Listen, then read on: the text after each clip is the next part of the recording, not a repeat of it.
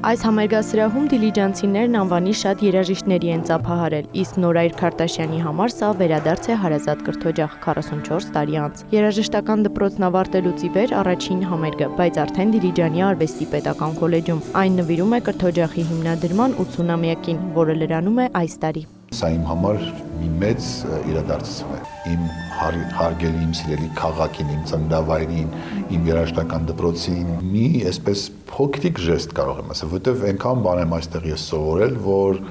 ասենց ես միայն համերգով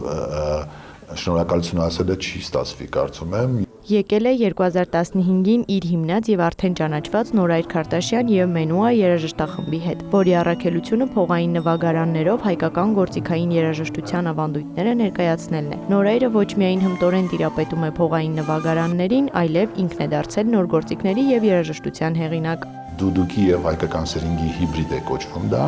սարի դուդուկ են կոչվում այդ գործիքները, նոր ստեղծված ընտանիք է ու դա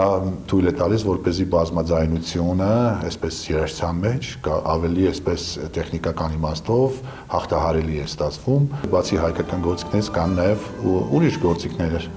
ասենք թաժ-թակ, իմ հիմնական գործիքը հայկական սրինգն է, բլուրն է,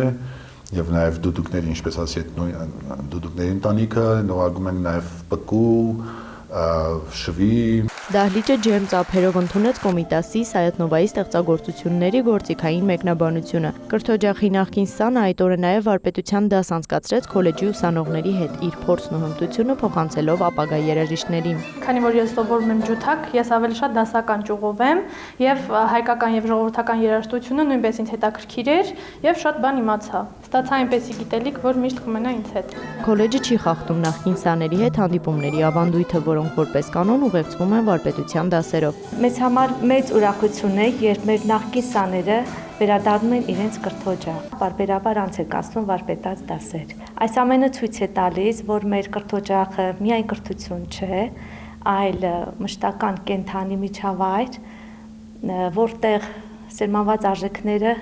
շարունակվում են։ Իսկ երաժիշտը վստահեցրեց, երկար ընդմիջումից հետո սա առաջին, բայց վերջին հանդիպումը չի լինի։ Էմմա Վարդանյան, Գայանե Թամամյան, Վահե Թամամյան, լուրեր։